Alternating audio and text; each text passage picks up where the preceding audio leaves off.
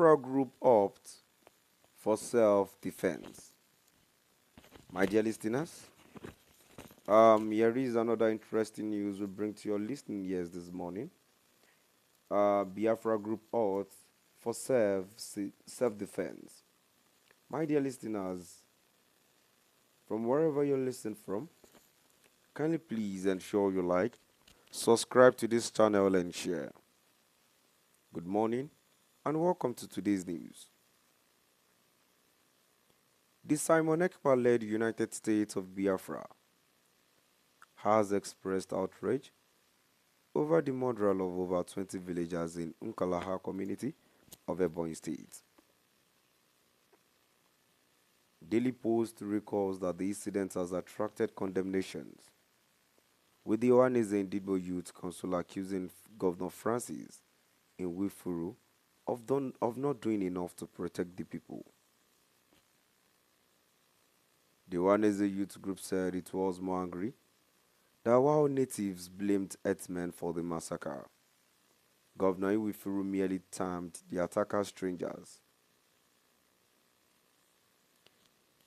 Reacting on Wednesday, Dr. Lungozi Orabueze, who prides as Deputy Prime Minister of Biafra, vowed that the people would henceforth embrace self-defense. She claimed that her Biafra group approved self-defense and arms manufacturing bills, saying the move was necessary to protect the people. During the just concluded 12th session of the USBG cabinet meeting, the following bills were proposed by the Deputy Prime Minister on behalf of the Prime Minister, voted for, and passed into law by the cabinet members. The right to bear arms and self-defense. Self-defense is necessary to the security of liberty and a free state. The right of the people to keep and bear arms for the purpose of defending themselves, and the state shall not be infringed.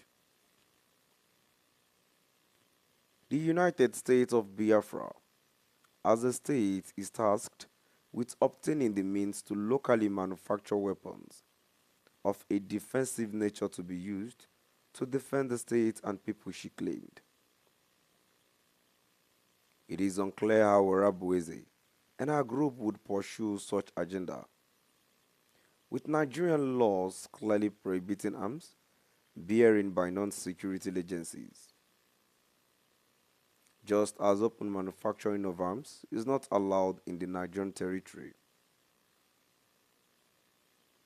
However, reports from a civil rights group, International Society for Civil Liberties and Rule of Law, Inter-Society, barely a week ago, claimed that security agencies and non-state actors killed 180 persons in the southeast Nigeria between December 2024 and January 2025.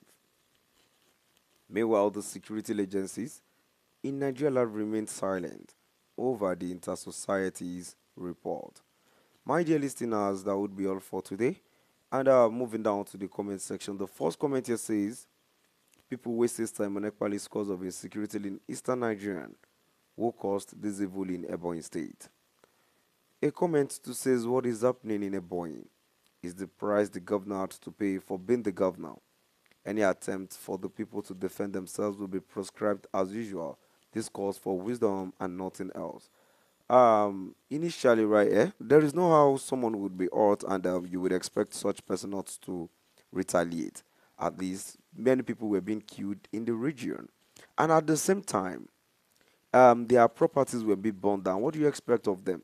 But it is not so wise of them to retaliate because of how these people revenge back. You should, if I were like them too, I would have done the same. But I think it is wise of them to take caution, just not to escalate things. Still at the comment section, another comment here says, since our leaders and security agencies can't protect us anymore, we will take law into our hands. And the last comment here says, I don't believe in too much talk. go into action immediately, kill Fulani man and Hausa man, and some Yorubas you see around you. Well, this is someone who is not even in the country, because someone that can talk in this kind of manner is clearly that such person is not around. If you were at Ebonyi State, would you have said you should fight? But because you are not around, war is not something you can always pray for.